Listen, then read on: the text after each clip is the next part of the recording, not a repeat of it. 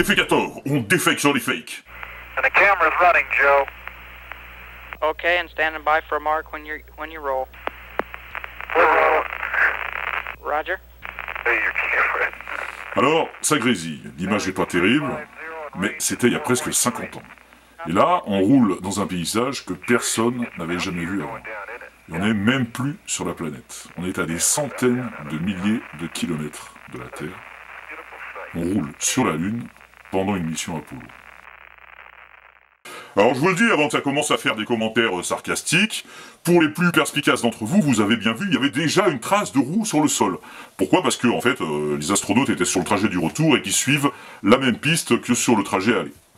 Mais voilà, aujourd'hui on est en 2017 et on regarde plus ces images de la même façon, alors que voilà, ça a été quand même l'un des plus grands exploits technologiques et scientifiques de toute l'histoire de l'humanité.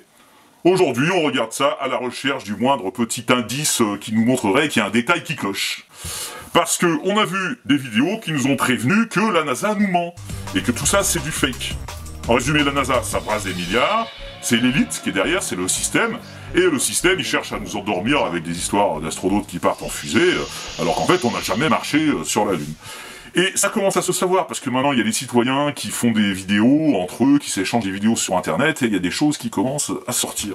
Alors voilà, c'est ce genre de vidéos sur lesquelles on va s'attarder aujourd'hui. Ça fait des mois que je me documente sur le sujet, j'ai trouvé des choses pas ragoûtantes, et je pense qu'il y en a qui vont être remués par ce qu'ils vont voir. Mais même si ça vous remue, il va falloir que vous regardiez cette vidéo jusqu'au bout. Parce qu'il faut bien vous rendre compte à quel point on vous prend pour des buses. Parce qu'on vous prend pour des grosses buses, et même des grosses bouses. Donc il va être temps de remettre en marche l'esprit critique, et c'est ce qu'on va essayer de faire au travers de cette vidéo. Alors on va commencer par un tout petit exemple. C'est assez court, c'est pas grand chose, mais je trouve que, ma foi, c'est assez représentatif de tout ce qui circule. Donc la première fois qu'ils ont été sur la Lune, je rappelle qu'ils étaient 3 astronautes. Donc il y en a un qui est resté dans le module. Pourquoi ? Je ne sais pas. Peut-être qu'il avait une série télévisée à regarder, je sais pas. Les 2 autres sont sortis sur la Lune et ont marché sur la Lune. Ah bon ? Mais c'est qui le 4e, là, qu'on voit ? Bizarre. Donc ils sont partis à 3, ils étaient 4 sur la Lune, ils sont revenus à 3. C'est bizarre, c'est bizarre, c'est bizarre, c'est bizarre. Voilà, donc là vous avez tout, hein. Vous avez le type qui fait juste genre, moi je pose simplement des questions, hein, avec les sarcasmes, le ton un peu condescendant, et puis la preuve, hein, le mec a trouvé la preuve, le truc irréfutable, qui fait que voilà, ça va fermer la bouche à tout le monde, quoi. Je suis un simple citoyen, mais moi on me la fait pas, et je vais vous analyser des images, et je vais vous aider à y voir clair. Très bien. Eh bien mon gars, on va regarder ça en détail. Alors le gars nous explique qu'il est parti d'une photo de la NASA, donc on va faire comme lui pour voir, on va aller regarder sur le site de la NASA. Donc c'est facile, il y a une section consacrée à Apollo. Là, dans les images, on va peut-être retrouver celle qu'il nous a montrée. Donc il suffit de chercher, hein, c'est pas très compliqué. Tiens là, bim, la voilà, facile à reconnaître. Il y a le même effet de flair là à côté de la tête de l'astronaute. Alors en fait c'est Apollo 12, hein, c'est pas Apollo 11 et c'est Alan Bean, c'est pas Buzz Aldrin, bon voilà. Et alors, il y a un autre site sur lequel on peut aller pour retrouver tout le détail de tous les archives des missions Apollo. Dans la galerie des images, là, c'est très complet. Vous allez voir que c'est classé par mission. Apollo 12. Pour chaque photo, il y a une description avec, il y a le numéro de la pellicule, il y a le numéro de la photo dans la pellicule. C'est classé par ordre de prise des photos. Donc là, nous, j'ai regardé Alan Bean avec son petit container d'échantillons. C'est celle-là.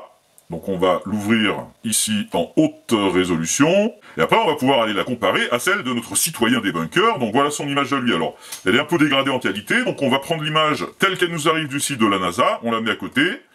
Pour commencer, on va la recadrer pareil.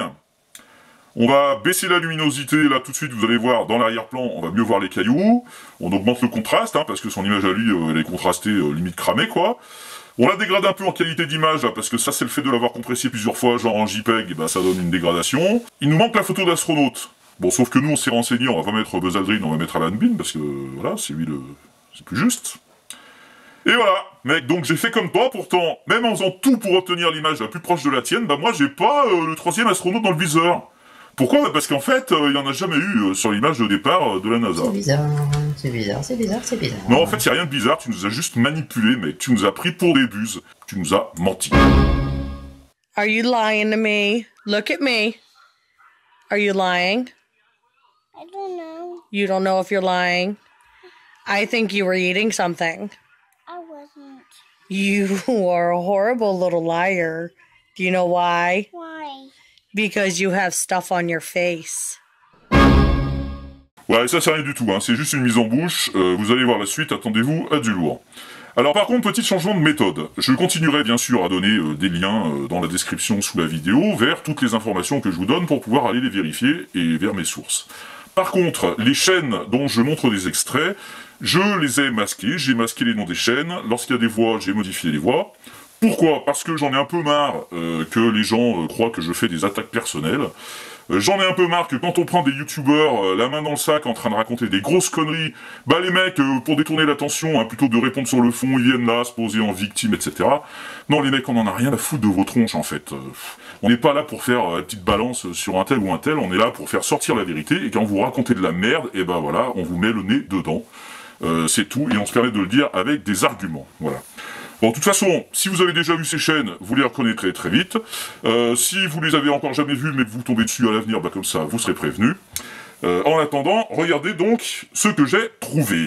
Alors, dans beaucoup de vidéos, bizarrement, on retrouve les mêmes extraits d'interviews, d'archives, alors en particulier du président américain Nixon avec des conseillers à lui avant la mission Apollo sur la Lune. Et tout ça, donc, dans une série de vidéos qui s'intitule, alors je sais pas, le voyage sur la Lune, mensonge, les USA n'ont jamais posé le pied sur la Lune, les élites elles-mêmes l'avouent, même dans des vidéos américaines, hein, avec des commentaires, seulement peu de gens doivent le savoir, on ne veut pas le montrer à nous autres citoyens, donc ça a l'air vraiment d'être des informations sulfureuses. De quoi s'agit-il ? Regardons un extrait. Eve Kendall, l'ancienne secrétaire personnelle de Richard Nixon, nous avait laissé entendre qu'il ne lui déplairait pas de remuer des souvenirs vieux de 30 ans. C'est Henry Kissinger qui l'avait engagée comme stagiaire à la Maison-Blanche. Elle avait alors 20 ans. The Oval Office was in semi-darkness, and I found it very difficult to take notes of this meeting. We had a meeting and talked, and he had made a number of decisions already.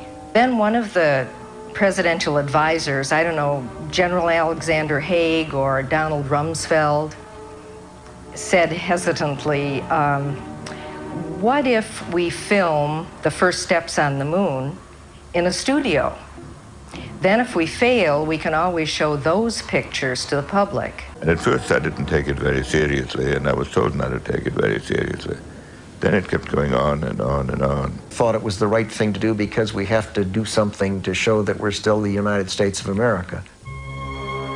We walked out of the room, and President Nixon said, I've decided to do that, and I need you to do this job. We're going to do it. It was just amazing. So we were trying to figure out who would do what when.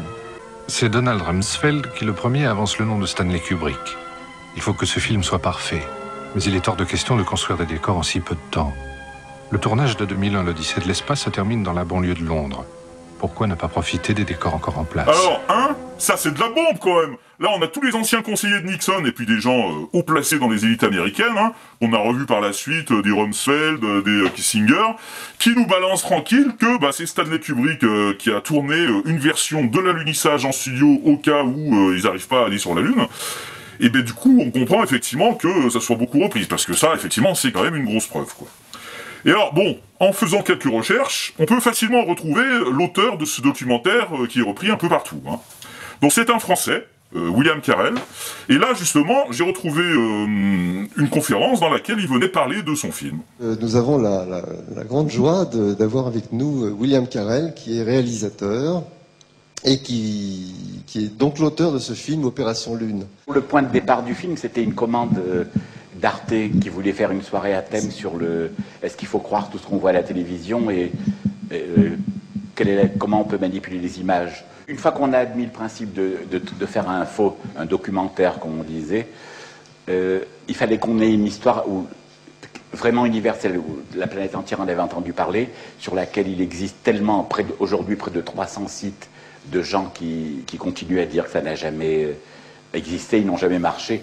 Ok, donc ce film Opération Lune, c'est en fait un faux documentaire. D'ailleurs, il a été diffusé sur Arte un 1er avril, en 2004.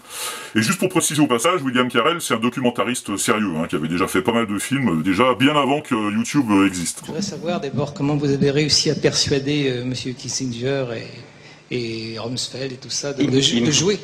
Il ne joue pas du tout dans le film. Non. Le principe, c'était de détourner les entretiens. J'avais fait un film sur le Watergate 2 ans avant, Et il a suffi que je prenne les entretiens et de détourner. Quand il parle du plus grand scandale qui aura jamais lieu, c'était de croiser les entretiens.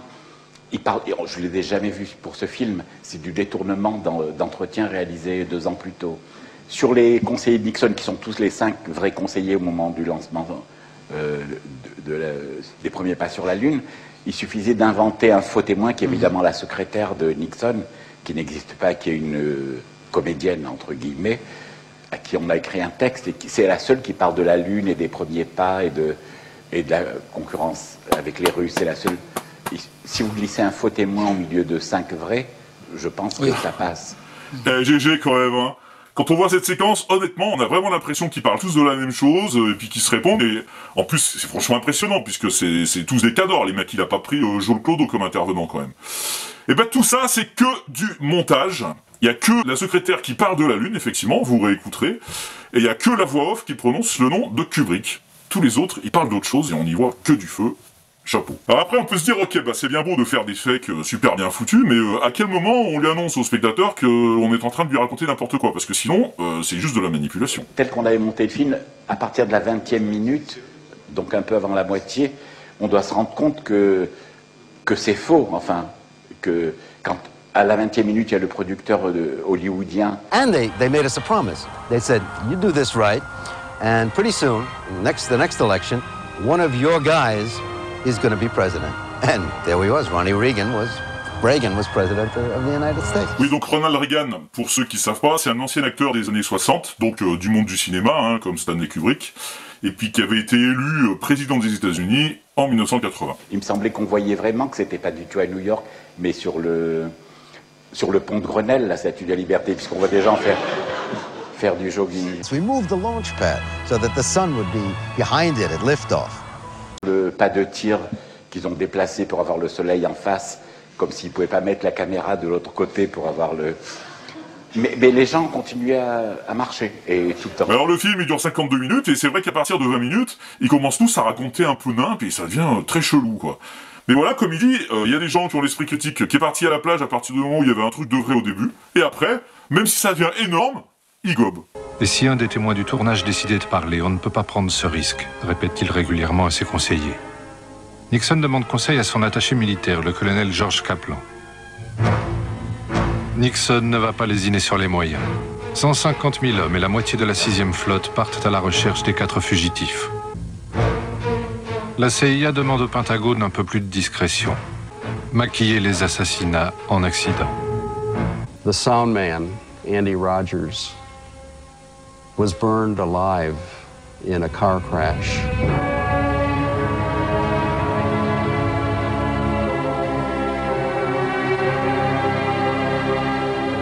Jim Gow, the assistant director, was found drowned in a swimming pool in his backyard. Vince drowned. Donc là, il y a des barres, là. Là, on nous dit qu'un des témoins est mort brûlé vif dans sa voiture, et on voit quoi? On voit une bande de Père Noël autour d'un type par terre. Après, on nous dit qu'il y en a un autre qui est mort noyé dans sa piscine. On voit un type qui balance un chien dans un fleuve, mais what the fuck, quoi. Donc c'est vrai que normalement, à la fin du film, si on est normalement constitué, on doit clairement se poser des questions sur ce qu'on est en train de voir. Ou alors c'est qu'il faut arrêter d'essayer de regarder des trucs et il faut rester toute sa vie sur Gulli, hein, je sais pas. Hélas, si vous fréquentez cette chaîne depuis un bon moment et que vous avez été un peu explorer les bas-fonds de YouTube, vous savez qu'il existe des gens très crédules. Donc, que croyez-vous qu'il arriva ?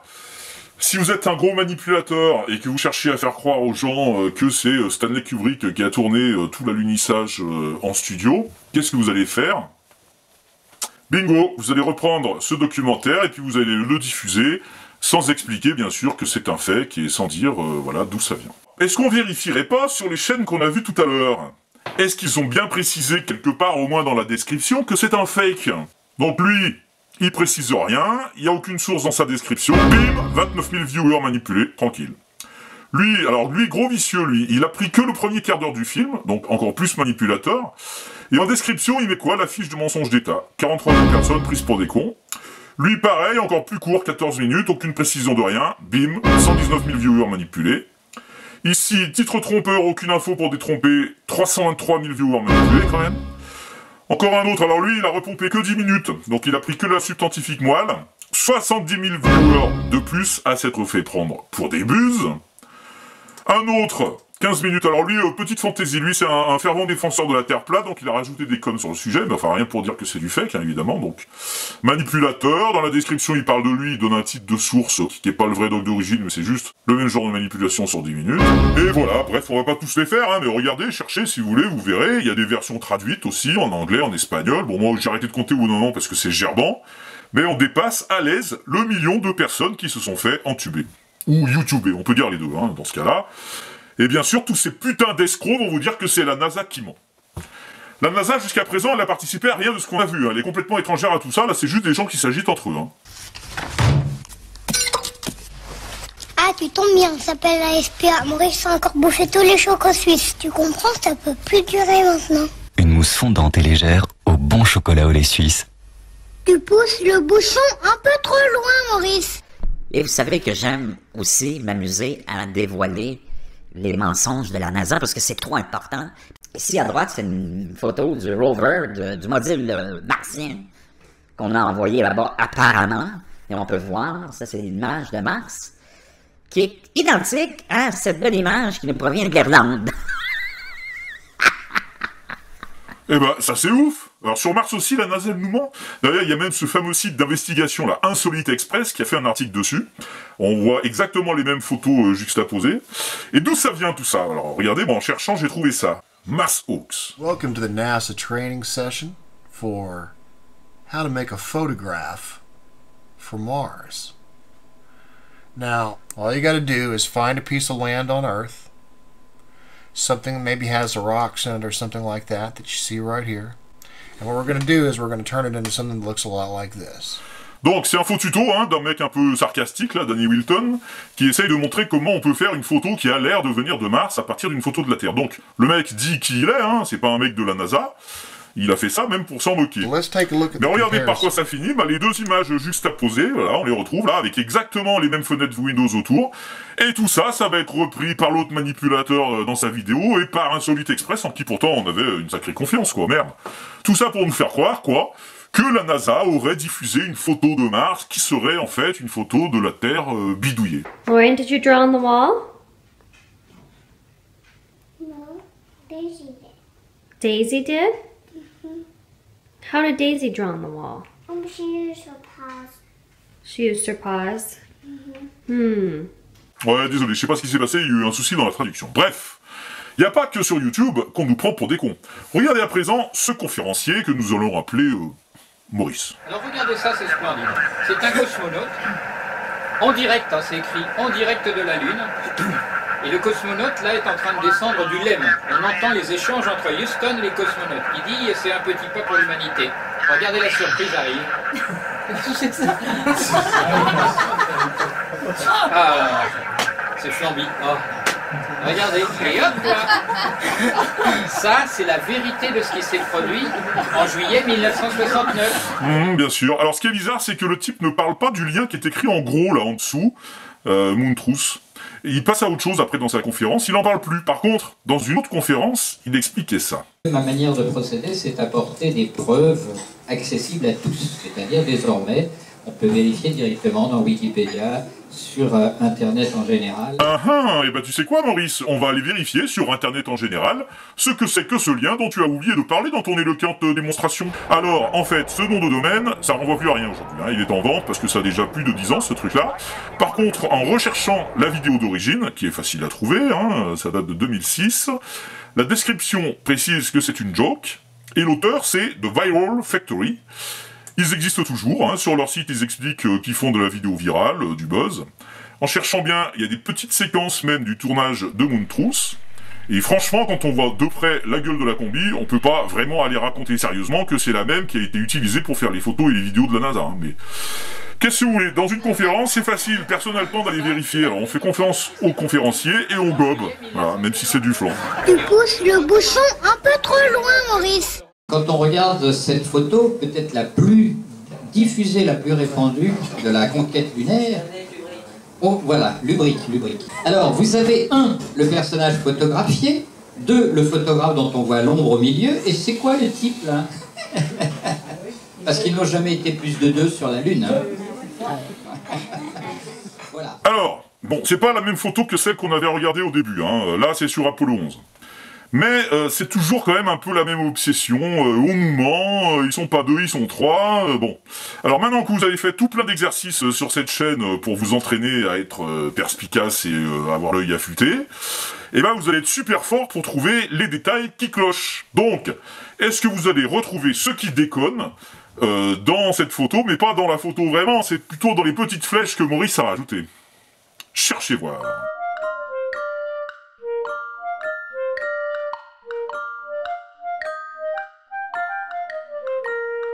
Oui, la petite musique, c'est cadeau, hein, comme ça vous fera un petit souvenir après la fin de la vidéo. Alors, est-ce que vous avez trouvé? Bon, c'est assez simple, en fait. La visière fait miroir, donc celui qu'on voit dans la visière, là, sous la flèche qui, ben, en fait, c'est le photographe. Et l'ombre dont les pieds partent du bas de la visière pour aller vers le photographe, logiquement, c'est l'ombre de celui qui est photographié. En plus, la lumière arrive de derrière lui, donc ça semble coller, tout ça semble assez logique. Voilà. Donc voilà, Maurice, tout le monde peut se tromper. Et j'espère que c'est ça, j'espère que tu t'es trompé, parce que sinon ça voudrait dire que ça fait déjà 2 fois que tu nous prends pour des cons. Petit bilan après cette première série d'analyses. La NASA, pour l'instant, je sais pas si elle nous ment ou pas, mais par contre, qu'est-ce qu'il y a comme gens qui nous prennent pour des cons, hein? Alors, il y a 2 solutions. Soit ces gens utilisent ces vidéos en sachant que ce sont des fakes et ne vous le disent pas. Donc, dans ce cas-là, on est d'accord, ce sont des escrocs et c'est de l'arnaque. Soit ces gens ne savent pas que ce sont des fakes. Et ça me semble tout aussi grave, parce que ça veut dire que ce sont des gens qui arrivent avec un ton péremptoire et affirment des choses comme ça, énormes quand même, sans avoir vérifié leurs sources, alors que bon, ça nous a pris quoi, 5 minutes, 10 minutes, hein, pour aller vérifier. Et dans ce cas-là, ben voilà, pour moi c'est aussi de l'arnaque, parce que c'est des gens qui se prétendent conférenciers, professeurs, on en a qui se disent simplement chercheurs de vérité, mais je suis désolé, dans chercheurs de vérité, il y a chercheur et puis il y a vérité.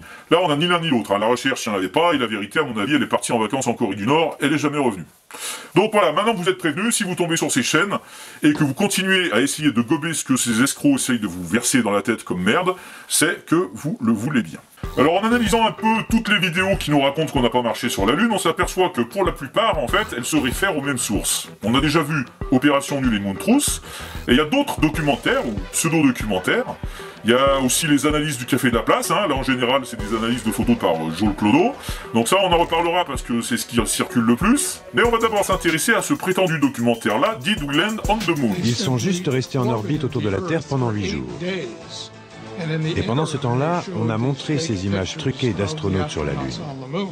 Alors pour ce documentaire, on va pas réinventer la roue. Moi je vous propose d'écouter ce qu'en dit VicNet de la chaîne Stardust. Alors excellente chaîne hein, sur l'espace et la conquête spatiale, je vous la recommande.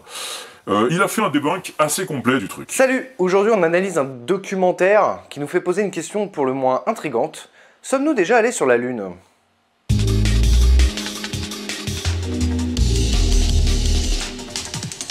Bill Kaysing était analyste et ingénieur pour Rocketdyne, l'entreprise qui a conçu les fusées Apollo. Mais j'ai fait mes petites recherches. Alors oui, Bill Kaysing a bel et bien travaillé de 56 à 63 chez Rocketdyne, les concepteurs de la fusée. Il n'est ni ingénieur ni scientifique. En réalité, chez Rocketdyne, il était bibliothécaire puis a eu la responsabilité de corriger les fautes dans les manuels d'utilisation. Il a ensuite décidé de quitter l'entreprise en 63, avant même que la société ne planche sur Saturne V. Après son départ de Rocketdyne, il va écrire 18 livres dont Acheter un demi-hectare pour $1, Comment manger sainement pour moins d'$1 par jour, ou encore Le guide des motards débutants. Mais un livre qu'il va sortir, le seul sur le sujet d'ailleurs, va résonner un peu plus que les autres. Nous ne sommes jamais allés sur la Lune, l'escroquerie américaine à $30 milliards. Les chances d'atteindre la Lune et de revenir sur Terre sain et sauf étaient de l'ordre de 0,0017%. Autrement dit, c'était pratiquement impossible. 0,0017%. Il sort ce chiffre comme ça, on sait pas d'où il sort, et c'est bien dommage. Si le drapeau flotte sur la Lune où il n'y a pas d'atmosphère, c'est qu'il y a eu un petit coup de vent sur l'Air 51 pendant le tournage. En fait, le drapeau bouge par effet d'inertie quand l'astronaute y touche, et c'est normal dans le vide de l'espace. Si tout était figé dans l'espace, les astronautes ne pourraient pas bouger.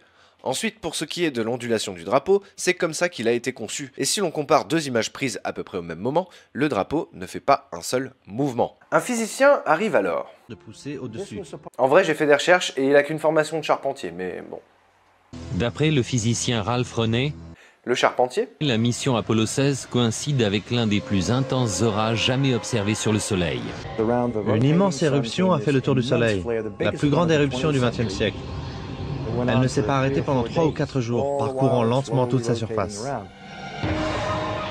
Bien que les effets des radiations soient terrifiants, la perte de cheveux, le cancer, les éruptions solaires n'ont fait aucun mal à l'équipage d'Apollo 16. L'éruption a eu lieu le 4 août, donc après Apollo 16 et avant Apollo 17. Ces deux photos semblent avoir les mêmes montagnes pour toile de fond. Et pourtant, le module lunaire n'est présent que sur l'une d'entre elles. Certains pensent que la même toile de fond a été utilisée pour prendre deux photos tout à fait indépendantes. Voilà, donc là on rentre dans la série que j'appellerais les analyses du Café du Commerce. Vous voyez, même Maurice s'est abreuvé à cette source-là. Je pense que la source ici, c'est Jean Clodo, hein, clairement. Ici, alors par exemple, Maurice, vous voyez, il a repris un photomontage avec différentes photos accolées les unes aux autres, qui tendraient à prouver que tout ça a été photographié en studio, bien sûr, avec une toile de fond comme décor. Et j'ai réussi à faire le même photomontage. Donc avec une fois l'arbre à gauche, une fois l'arbre à droite, une fois il n'y a pas d'arbre.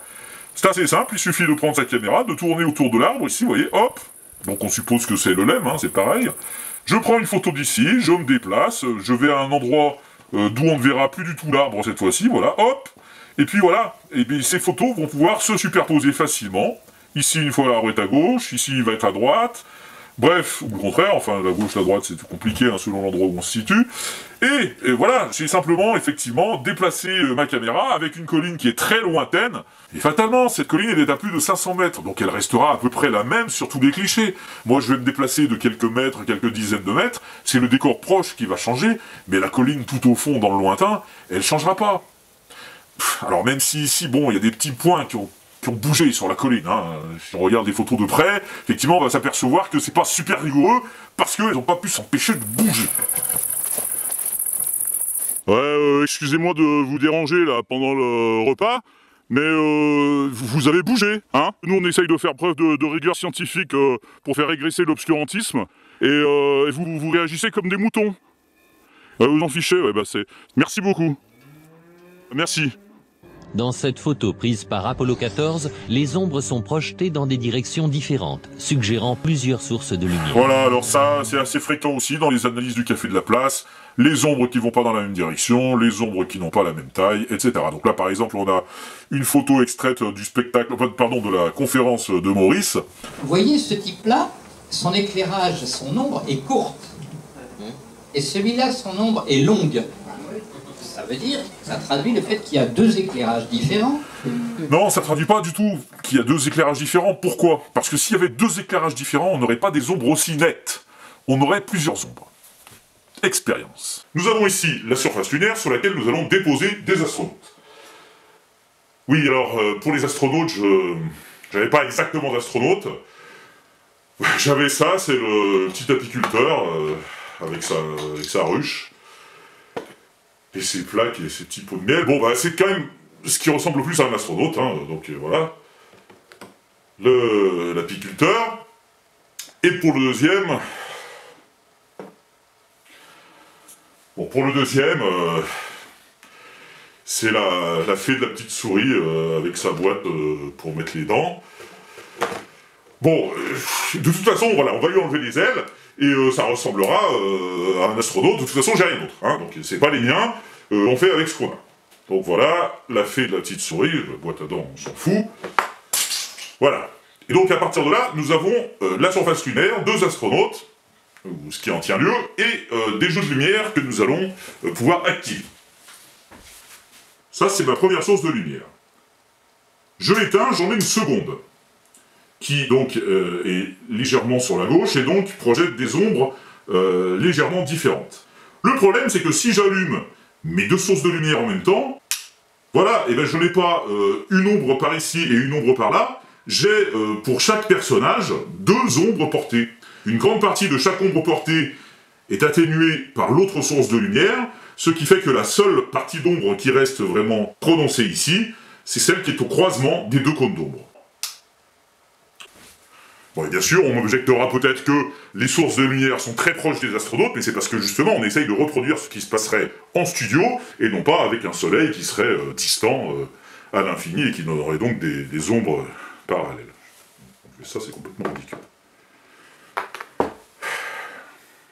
Alors du coup, si on reprend la photo de Maurice et qu'on essaye d'oublier ces explications dignes de Jean Clodo, comment peut-on comprendre que ces astronautes ont des ombres portées de longueurs différentes? Bien c'est simple, si la différence ne vient ni de l'éclairage ni de l'astronaute, qu'est-ce qui reste?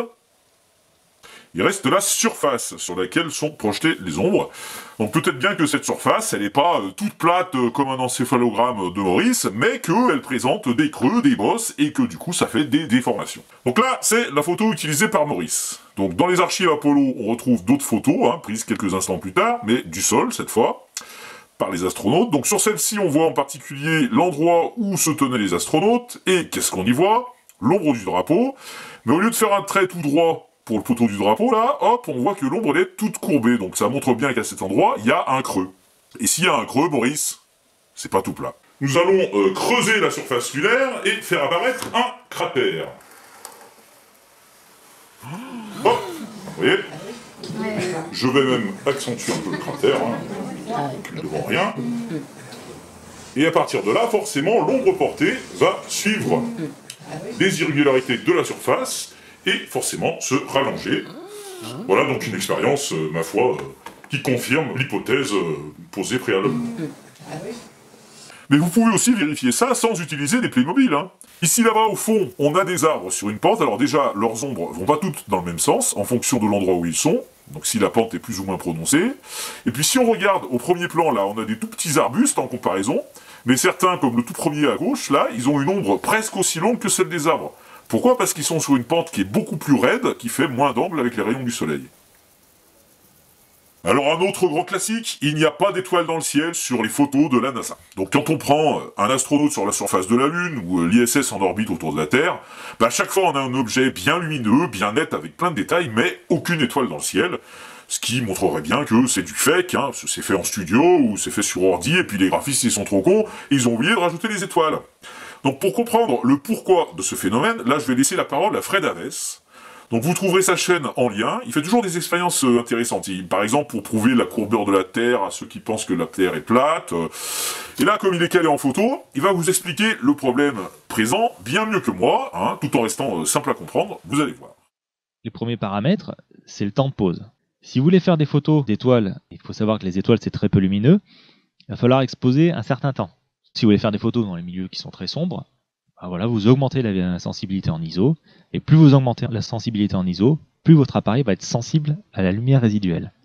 Le dernier paramètre sur lequel on va pouvoir jouer, c'est l'ouverture. C'est comme l'iris de votre œil. Quand il fait nuit, votre pupille va être complètement dilatée, il y a plus de lumière qui rentre dans votre œil, et ça vous permet de mieux voir dans l'obscurité. En revanche, en plein jour, votre pupille est toute petite, de manière à ce que vous ne soyez pas ébloui par la lumière. Et le diaphragme de l'objectif, c'est exactement pareil. Plus le chiffre est bas, plus votre diaphragme est ouvert. Donc pour résumer, pour faire des photos de nuit, il faut augmenter la sensibilité en ISO, augmenter le temps de pause, et ouvrir le diaphragme de l'objectif. Et est-ce qu'on peut photographier la Lune et les étoiles qui sont en arrière-plan? C'est ce que je vais vous montrer.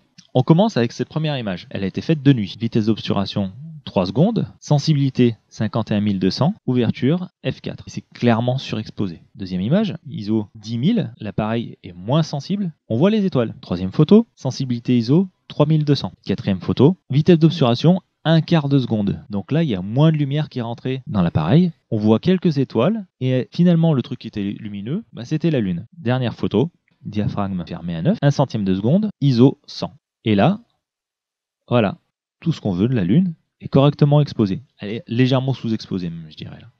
Mais quand on voit bien la Lune, quand la Lune est bien exposée, on voit plus d'étoiles. Si sur les films ou les photos qui ont été faites depuis l'espace, on ne voit pas les étoiles, c'est à cause d'une contrainte photographique. Tout simplement, techniquement, c'est pas possible. Voilà, on voit les étoiles, la Lune est surexposée, on voit plus aucun détail sur la surface de la Lune, on voit la lumière cendrée, on voit quelques étoiles, et voilà. C'est un exercice qui est très simple à faire. Voilà, donc comme il dit, c'est simple à faire, vous prenez un appareil, vous allez photographier de nuit quelque chose de très lumineux, genre un astronaute tout blanc ou la Lune, et puis là, vous verrez bien si vous arrivez à obtenir des étoiles sur le même cliché. Bon courage. Bon, il y en a d'autres, hein, des analyses du café de la place. Alors, on va pas toutes les passer en revue parce qu'il y en a des centaines. En général, c'est des illusions d'optique ou c'est des problèmes de prise de vue que Joe Clodo, il sait pas interpréter. Donc, du coup, au lieu de chercher à comprendre, en général, il va vous expliquer qu'on nous ment. Et c'est vrai que c'est beaucoup plus simple à comprendre, hein, comme explication. Il n'y a pas à se creuser la tête, il n'y a pas à réfléchir à des trucs d'intellectuels. De toute façon, les intellectuels, c'est les élites, hein, donc c'est le système. Donc voilà, c'est des gens qui nous mentent. Et Joe Clodo, bon bah c'est un citoyen, c'est un mec comme nous. C'est vrai qu'il comprend rien à rien, mais du coup nous non plus, ça nous rapproche, on est pareil, et du coup, fuck le système, et du coup, fuck la NASA. C'est vrai que de temps en temps, ça fait du bien, hein, ça permet de se lâcher un peu. C'est un peu comme si on lâchait un peu de la tête, vous voyez. Bon, ça fait du bien. Après, il y a quand même toujours un moment où la tête, une fois qu'on se l'est bien vidée, il faut quand même essayer de remettre des trucs dedans, hein, sinon ça sert à rien. Alors justement, on va essayer d'apprendre 2-3 choses. Donc parmi les arguments qui reviennent systématiquement, il y a les fameuses ceintures de Van Allen. De quoi s'agit-il donc? Eh bien, le Soleil, en plus de nous envoyer généreusement tous ces photons là, qui nous éclairent, il envoie régulièrement dans l'espace des particules, des électrons et des protons. C'est ce qu'on appelle le vent solaire. Or, vous savez que la Terre a un pôle sud et un pôle nord magnétique, et elle attrape ces particules dans sa magnétosphère. Donc ça se traduit par deux phénomènes. D'abord, il y a les fameuses aurores polaires, les aurores boréales au pôle magnétique. Donc ça, c'est quand ces fameuses particules elles entrent en contact avec la haute atmosphère de la Terre. Alors c'est magnifique, hein, si vous avez l'occasion d'en voir. Et puis, autour de l'équateur magnétique de la Terre, il y a des particules qui sont piégées dans une sorte de grand tore. Un grand tore. Alors non, je vous parle pas d'un espèce de grand type avec un grand marteau. Hein. C'est, si vous voulez, c'est une sorte de grand anneau de forme toroïdale. Voilà. Toroïdale, non plus. C'est une sorte de grande donut, si vous voulez. Voilà, il y a un grand donut qui fait tout le tour de la Terre. Voilà. Et ce donut de particules dans l'espace autour de la Terre, c'est ça qu'on appelle la ceinture de Van Allen. Les ceintures de Van Allen, il y en a même 3, c'est 3 donuts imbriqués. Et elles s'appellent ceintures de Van Allen parce qu'elles ont été découvertes par James Van Allen, un Américain. C'était en 1958. Et alors la particularité de ces ceintures avec ces particules, c'est qu'elles constituent des zones de radioactivité, donc ça peut être dangereux d'y aller. L'ISS se situe dans une orbite en dessous de la première ceinture, donc ça va, pas de danger. Par contre, on a des satellites qui peuvent y passer, et surtout, vous avez un certain nombre de gens qui vont venir vous expliquer qu'on n'a pas pu aller sur la Lune, parce que sinon il aurait fallu traverser ces ceintures. Voilà, alors par exemple, sur une de mes anciennes vidéos.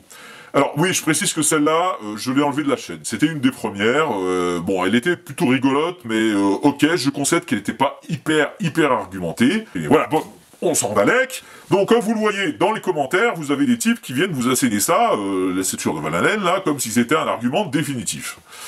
Et là, bah, j'avais répondu tout aussi définitivement, hein, parce que le gars donnait quand même l'impression qu'il savait pas trop de quoi il causait. Van Allen avec un H, d'abord c'était surtout des bretelles, rarement des ceintures. Donc là, oui, là il en avait une, mais la plupart du temps on peut pas appeler ça des ceintures. Hein. Son chanteur en portait, mais franchement, ça servait plus à faire vomir des yeux que à tenir des pantalons. Van Allen, c'était quand même le solo de Bill It.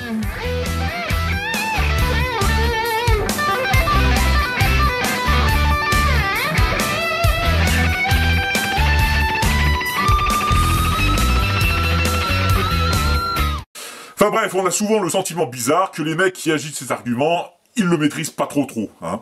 Et ça, c'est quelque chose qu'on voit surtout depuis ce petit documentaire de la NASA. Orion is getting ready to launch. My name is Kelly Smith, and I work on navigation and guidance for Orion. Orion is NASA's next-generation spacecraft. Built with versatility in mind, it can take astronauts deeper into space than we've ever gone before, to an asteroid, or even onto Mars. For these missions, Orion has to be one tough spacecraft, withstanding high speeds, searing temperatures, and extreme radiation. As we get further away from Earth, we'll pass through the Van Allen belts, an area of dangerous radiation. Radiation like this could harm the guidance systems, onboard computers, or other electronics on Orion. But Orion has protection. Shielding will be put to the test as the vehicle cuts through the waves of radiation. Sensors aboard will record radiation levels for scientists to study. We must solve these challenges before we send people through this region of space. Donc le gars nous parle de la conception de la nouvelle capsule Orion en expliquant qu'il va falloir qu'elle réponde à toutes ces contraintes. C'est un ingénieur, hein.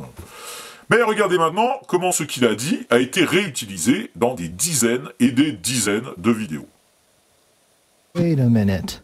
We must solve this issue before sending people through this space? What happened during the moon missions? Didn't they go through the Van Allen belt as well? Well, what's to figure out? Didn't you guys figure that out like 50 years ago or something? Just very strange that they would say that. Did they spill the beans? Vous voyez comme les mecs sont barrés loin dans la surinterprétation quand même. Non, cet ingénieur n'a jamais dit qu'on n'a pas été sur la Lune. Il n'a jamais dit qu'on n'a jamais affronté les ceintures de Van Allen. Il a simplement dit que pour construire la capsule Orion, il y avait des défis à résoudre. Point. Mais point, c'est tout. Bref, réfléchissons juste 30 secondes, hein, ça devrait suffire. Pourquoi ça s'appelle les ceintures de Van Allen ? Parce que ça a été découvert en 1958 par Van Allen. Donc c'était à l'occasion du lancement du premier satellite américain par la NASA. Et au début des années 60, la NASA elle était donc déjà capable de faire le rapprochement entre je veux envoyer des gens dans l'espace et attention, il y a ce grand donut radioactif dans l'espace. Alors il suffit de chercher un peu, on retrouve des études de l'époque pour chercher la meilleure trajectoire à utiliser pour essayer de contourner le donut.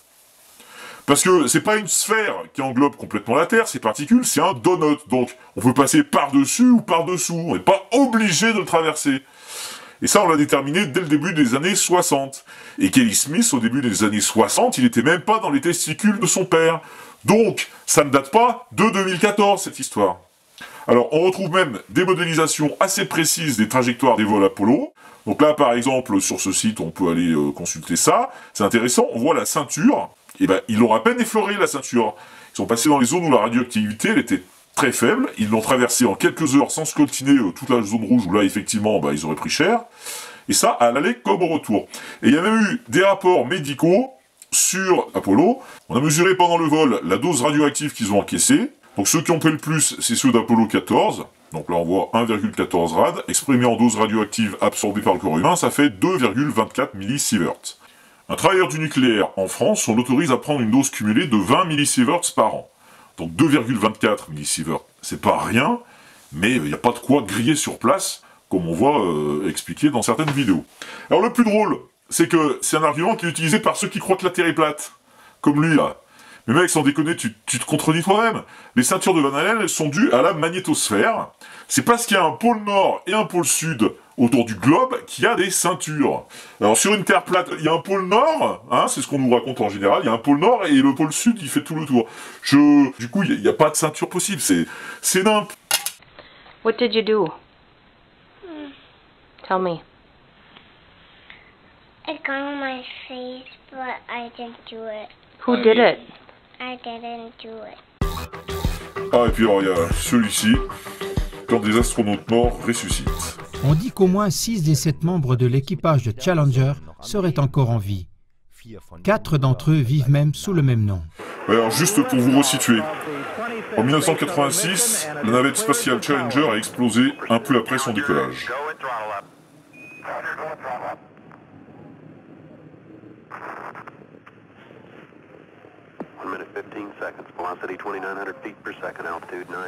Donc il y a eu 7 astronautes qui sont morts dans la catastrophe, sous les yeux de leur famille qui assistaient au lancement. Alors 30 ans plus tard, il y a une chaîne allemande qui a sorti ce film immonde. Le pilote de Challenger, Michael John Smith, est né le 30 avril 1945. Il avait 41 ans lorsqu'il a trouvé la mort dans l'explosion il y a 30 ans. L'homme sur la photo de droite s'appelle également Michael John Smith et il a exactement 30 ans de plus. Sa ressemblance avec l'astronaute Michael John Smith est absolue. Les mêmes sourcils horizontaux, les mêmes yeux bleu-gris, le même creux vertical sur le bout du nez. Nous parlons là d'un professeur émérite d'ingénierie industrielle à l'université de Wisconsin-Madison. L'adresse e-mail de Michael John Smith est... Les mecs en sont à balancer des adresses mail d'un mec dont ils croient que c'est l'astronaute toujours vivant. Ça vous donne le ton. Hein. Donc, analysons cette image. Il y a un logo de la NASA en haut à droite. On se demande ce que ça fout là, parce que la NASA n'a absolument pas participé au truc. Et on nous explique que c'est le même astronaute, d'abord parce qu'il a les mêmes noms prénoms, donc recherche rapide. Smith, c'est juste le nom le plus courant aux États-Unis, et Michael, c'est le 4e prénom le plus courant. Donc je vous laisse imaginer le nombre de Michael Smith qu'on doit pouvoir trouver. Et après, la seule autre preuve que ce prétendu journaliste là vous sort, c'est la ressemblance physique avec l'astronaute. Sauf que bon, bah il y a la forme des oreilles qui est pas du tout la même, juste. Moi je veux bien que les oreilles s'allongent avec l'âge, mais là, qu'il y ait un lobe qui diminue et l'oreille décollée qui se recolle, c'est pas courant, quoi. Et voilà, et ça suffit pour balancer le mail de ce pauvre gars, quoi. Et alors, c'est pas mieux pour les autres, hein. Carl McNair, âgé de 66 ans, sur l'image à droite, ressemble exactement à ce que Ronald pourrait être à présent. Ce fait a sauté un jour aux yeux de certains citoyens américains. Lorsqu'on lui a parlé de sa ressemblance impressionnante avec Ronald McNair, on dit qu'il a répondu spontanément qu'il serait le frère jumeau de l'astronaute disparu. Mais parce que la ressemblance était flagrante à tous égards, certains Américains ont commencé à douter de cette affirmation. Donc, source, certains citoyens américains. Un mec a dit, tu ressembles trop à ce que serait devenu l'astronaute qui est mort il y a 30 ans. L'autre mytho, il a dit, normal, c'était mon jumeau. Et du coup, il y a des gens qui ont trouvé tout ça trop louche. Ouais, de toute façon, cherchez pas à comprendre, ils ont pas du tout les mêmes dents. Ressemble exactement à Je vous passe tout le reste, hein, tout est du même tonneau, il y a des incohérences, il y a des interviews genre celle d'Opération Lune avec des propos sortis du contexte, il n'y a aucune info sourcée, ils ont même pas cherché à rencontrer les gens dont ils parlent, une pauvre enquête qu'ils ont fait sur le net. Puis il y a du hors-sujet, de la sensation. Moi, ce qui me choque le plus, c'est qu'ils affirment n'importe quoi sans prendre la moindre précaution, et que juste, il n'y a aucun respect pour les victimes, et il n'y a aucun respect non plus pour ceux qui regardent et qui sont en train de prendre pour des cons, quoi. Voilà, en résumé, on nous prend bien pour des cons. C'est bien beau de se dire, les vidéos faites par des citoyens, je vais leur faire davantage confiance qu'aux vidéos faites par les scientifiques du système. Les citoyens, c'est des gens comme les autres. Parmi eux, il y a des escrocs. Parmi eux, il y a des gens qui ouvrent leur bouche sans savoir de quoi ils parlent. Et parmi eux, il y a des gens qui cherchent à se faire du fric sur le dos des autres. La vérité, j'ai pas trouvé une seule vidéo de soi-disant mensonges de la NASA qui se tienne. Pas une. Non. Je refuse de le croire. C'est impossible. Je n'ai pas dit que ce serait facile, Néo. J'ai dit que ce serait la vérité.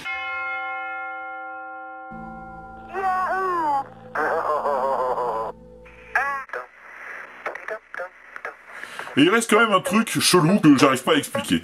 Quand on cherche sur Moonwalk et qu'on regarde les astronautes sur la Lune, ils ont une démarche bien particulière. Ils bondissent, hein, du fait qu'il n'y a pas de gravité sur Terre. Là, moi je suis désolé, mais du coup je comprends pas pourquoi, quand Michael Jackson fait son pas de danse en arrière, là on appelle ça le Moonwalk. Je vois pas le rapport. Alors, il y a des mecs qui ont essayé de lui faire faire le même mouvement sur la Lune pour voir, mais je trouve que ça explique rien. Bref, moi ça me laisse plutôt perplexe ce Moonwalk. Du coup, pour essayer d'y voir plus clair sur cette histoire, un petit tuto. D'abord pour essayer de maîtriser le Moonwalk, parce qu'avant de critiquer quelque chose, c'est important de maîtriser le sujet déjà, et puis après on verra un autre mouvement. Alors, on attendait un peu plus de monde pour le cours, mais finalement on n'est que deux. Donc avec moi, l'ami du bon goût, que vous reconnaîtrez sûrement à son fameux costume. Bonjour. Non mais ils sont là, elle est là, la caméra. Ah oui, j'avais pas vu. Et t'as toujours pas fait des trous pour les yeux. Non, je veux pas l'abîmer. Et comment tu vas faire pour regarder les mouvements? Non mais t'inquiète, je me repère à l'oreille. Super.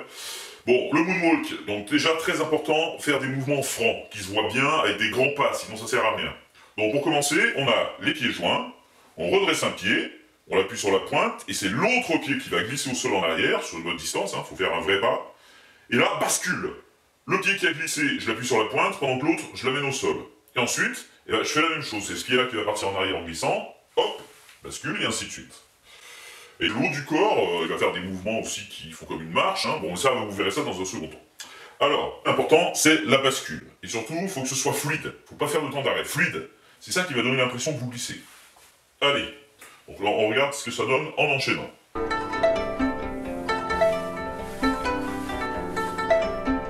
Voilà, donc ça c'était le Moonwalk classique. Tu veux essayer? Non, j'ai pas bien vu celui-là, faudra que je le réécoute. Super. Donc maintenant qu'on a vu la base, voilà un nouveau mouvement que je propose.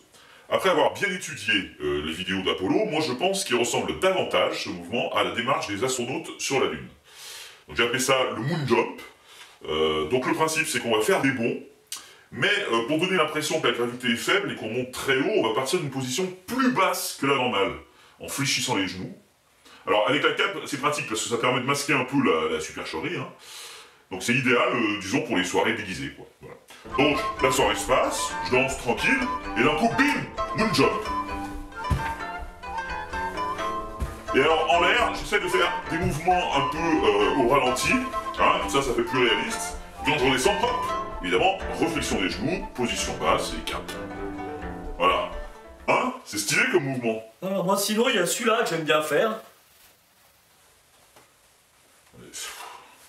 C'est pathétique, c'est nimp. Moi, tout ce que ça m'évoque, je sais pas, on dirait un pingouin déguisé en carotte, ça n'a rien à voir avec la Lune.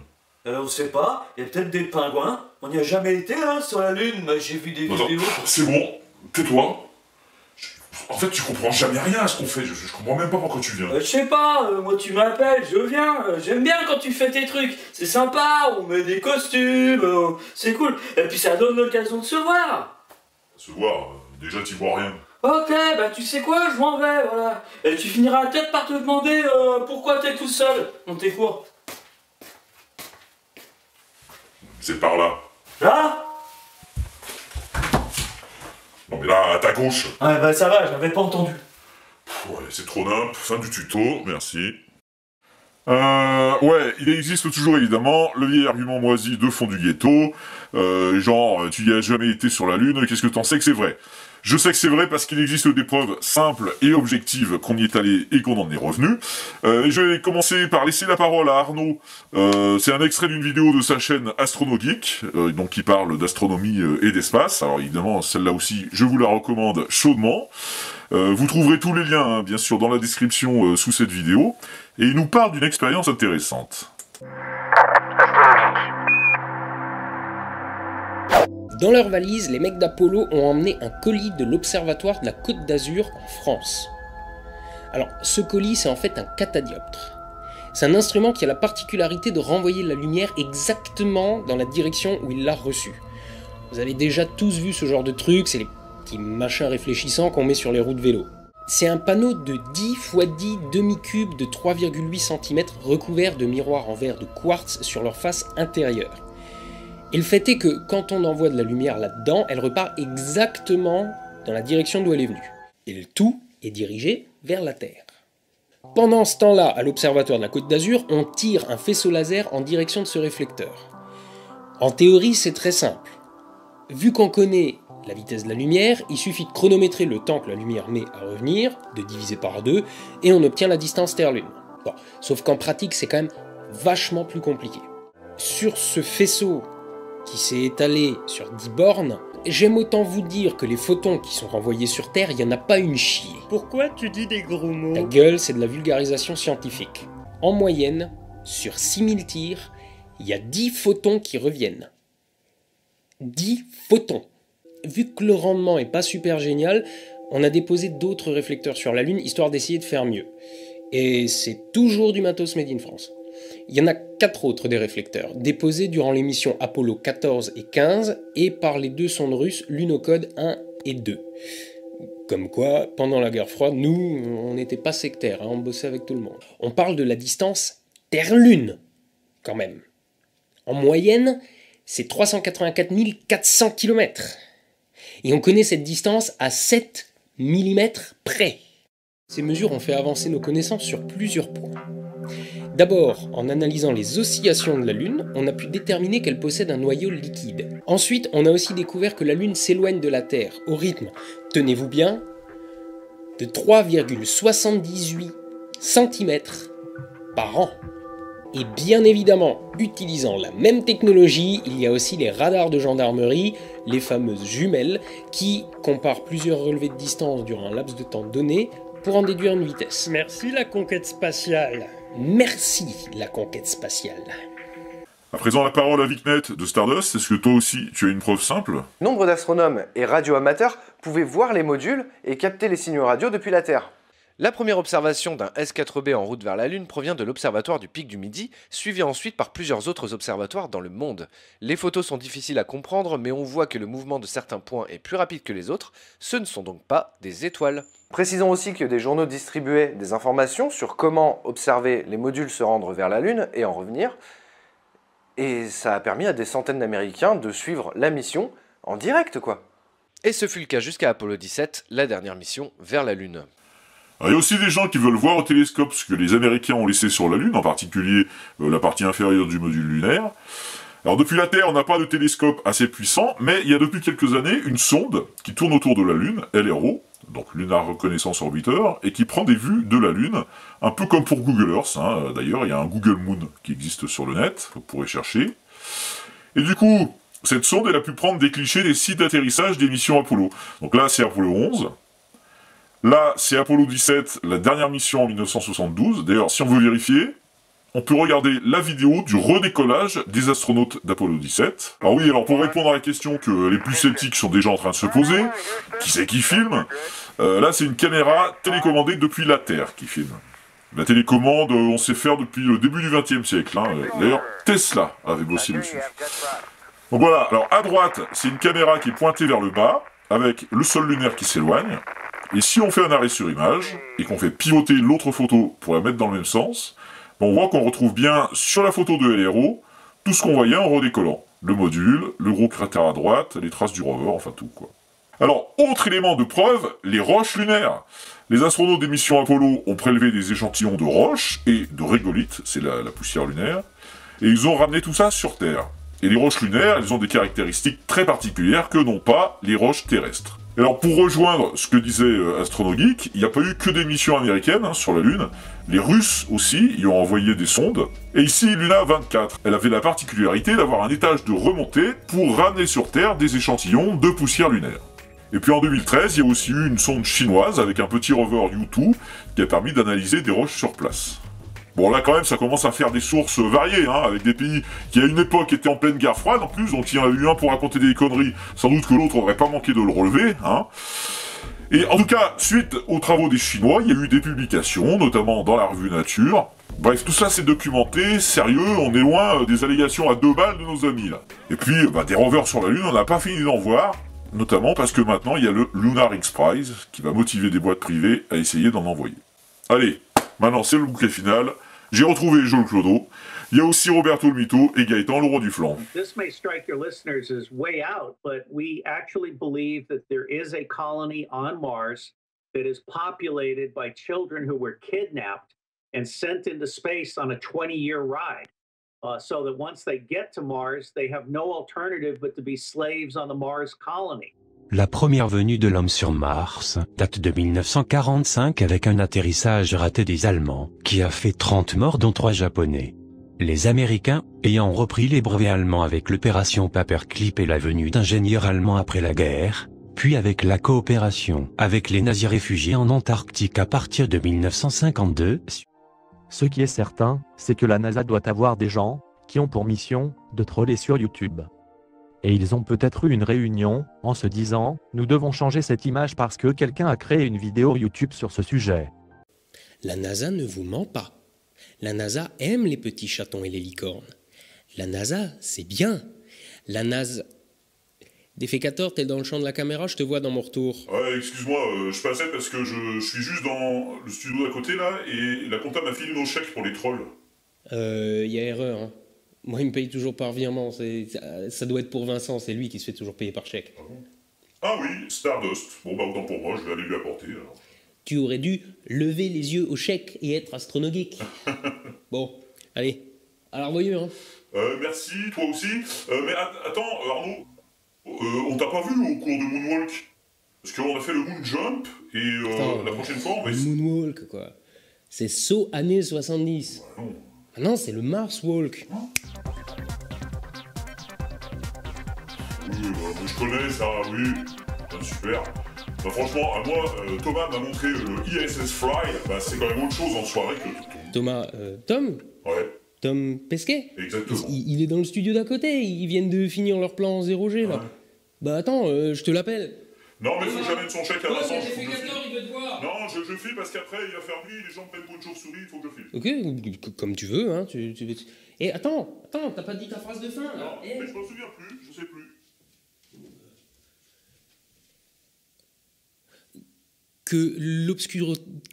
Non, c'était quoi déjà? Ah oui, que l'obscurantisme retourne à l'obscurité. Ouais, il faut dire chaud à la fin.